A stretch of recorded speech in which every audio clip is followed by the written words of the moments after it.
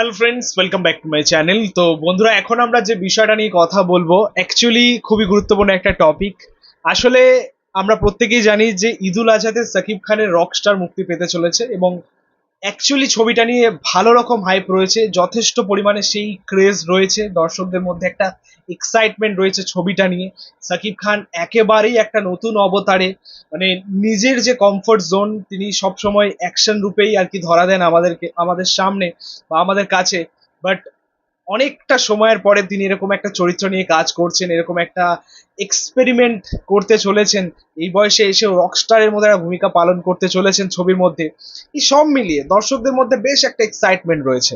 তবে একটা কথা বলতেই হয় যে হয়তো এই ছবির টিম মানে রকস্টারের টিম এখন এই মুহূর্তে দাঁড়িয়ে ঘুমোচ্ছে এবং নিজেরাও ঘুমোচ্ছে এবং দর্শকদেরও ঘুম পাড়িয়ে দিচ্ছে। মানে এইটা কিন্তু এই মুহূর্তে আমরা দেখতে পাচ্ছি। একদম শুরুর দিকে যখন এই ছবির ফার্স্ট লুক আসে বা যখন অ্যানিমেটেড টিজার আসে, মানে সেই সময়টা ছবিটা নিয়ে বেশ ভালোই একটা চর্চা ছিল, বেশ ভালোই একটা আলোড়ন ফেলেছিল।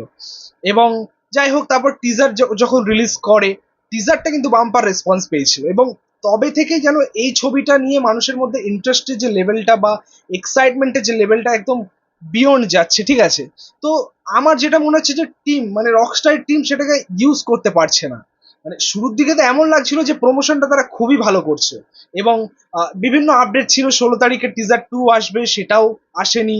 হ্যাঁ, তারপরে একটা গান বা টিজার আসার কথা ছিল 16 তারিখে, ঠিক আছে, বাট কিচ্ছু আসেনি।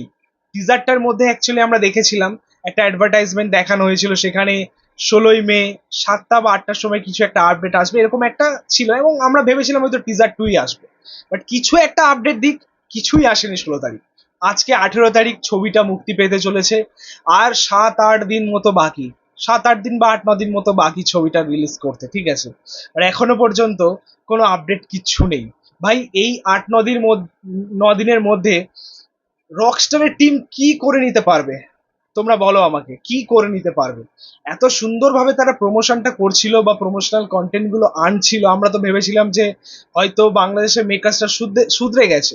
বাট বাংলাদেশের মেকার্সদের মধ্যে সমস্যাটা কোথায় ভাই? মানে যখনই তারা ভালো কিছু করতে যায় বা করতে চায়, তখনই দেখি তারা আলটিমেটলি কিছু একটা গড়বড় করেই ফেলে, ঠিক আছে। সো এই মুহূর্তে দাঁড়িয়ে সেটাই হচ্ছে আর কি রকস্টারের সাথে। মানে আলটিমেটলি দর্শকের মধ্যে সেই এক্সাইটমেন্টটা বা সেই যে ক্রেজটা, সেটাকে কাজে লাগাতে পারছে না, ঠিক আছে। রকস্টারের এই মুহূর্তে দাঁড়িয়ে কিছু একটা দরকার, টিজার 2 দরকার বা ট্রেলার দরকার বা এই ছবির গান দরকার। একটা গান তো মুক্তি পেয়েছে, পিরিতি বলে। বাট হ্যাঁ, অ্যাক্টিভিটিস তো থাকতে হবে এবং সেভাবে অ্যাক্টিভ তো থাকতে হবে মেকারসদের। দেখো, আমার তো মনে হয় যেহেতু এটা বাংলাদেশের একজন বিগেস্ট সুপারস্টার এবং একটা বড় ছবি নিয়ে তিনি আসছেন, যে ছবিটা নিয়ে ফ্যান্স মহলে, দর্শক মহলে বেশ ভালোই উত্তেজনা রয়েছে, বেশ ভালো একটা এক্সাইটমেন্ট রয়েছে, সেটাকে মাথায় রেখে একটা গ্র্যান্ড ইভেন্ট তো করাই যায়। সেটা ট্রেলার লঞ্চ ইভেন্ট হতে পারে, সেটা মিউজিক মিউজিক লঞ্চ ইভেন্ট হতে পারে এবং বাংলাদেশে সেটা স্টেডিয়ামে ইউজ হতে পারে বা অন্য কোনো খানে ইউজ হতে পারে। বিষয়টাকে সেভাবে প্রেজেন্ট করতে হবে, সেই দর্শকদের কাছে পৌঁছাতে হবে, মানে অ্যাকচুয়ালি নজর কাটতে হবে। ভালো প্রমোশন মানে এটাই, ঠিক আছে, মানে গ্রাউন্ড লেভেল প্রমোশন যাকে বলে, ঠিক আছে। তো সেটাতে এখনো পর্যন্ত তারা পিছিয়ে রয়েছে, আমরা দেখতে পাচ্ছি। সত্যি বলতে এইটা হয়তো কোনোভাবে মেকার্সদের মাথায় ঢুকে গেছে যে আমরা আমাদের ছবিতে সাকিব খানকে নিয়েছি বা সাকিব খানের সাথে আমরা কাজ করছি, আমাদের প্রমোশন নিয়ে কোনো চিন্তা, কোনো মাতামাতি করার কিচ্ছু দরকার নেই। ছবিটা জাস্ট সিনেমা হলে লাগাও এবং দর্শক এমনিই আসবে। এটা না তাদের মাথায় ঢুকে গেছে এবং বসে গেছে এবং তারা এটাকেই বারবার কাজে লাগাতে চাইছে। হ্যাঁ, এটা তো অবশ্যই ঠিক যে তার ছবি আসা মানে একটা ভালো পারফরমেন্স তো করবেই বক্স অফিসে, ঠিক আছে। একটা ফ্লপ ছবিও ভালো বিজনেস দেবে। সাকিব খানের এরকমই একটা ক্রেজ, এরকমই একটা লেভেল আছে আর কি বাংলাদেশে, তোমরা সেটা জানো।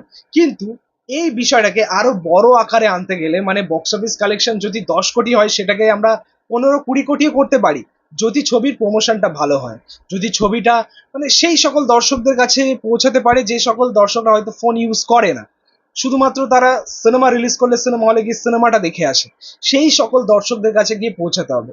তো এগুলো মাথায় রাখা উচিত। যাই হোক, এখনো পর্যন্ত খুব দেরি নেই ছবিটা মুক্তি পেতে। ঈদুল আজহায় মুক্তি পাচ্ছে এই কদিনের মধ্যে।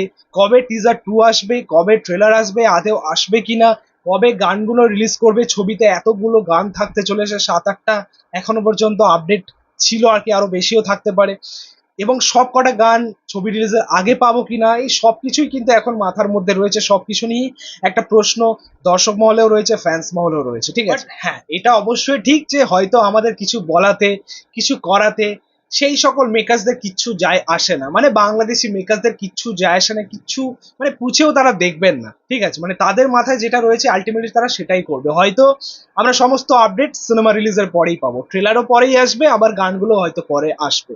এতে কিচ্ছু ভালো হবে না, কিচ্ছু পজিটিভ হবে না, ঠিক আছে, উল্টে খারাপটাই হবে ভাই। কিন্তু সিরিয়াসলি বলছি, এটা আমার খুবই অবাক লাগছে, কারণ মেকার্সটা এমনই কিছু করলেন যেটা আমাদের একদম ভালো লাগলো না।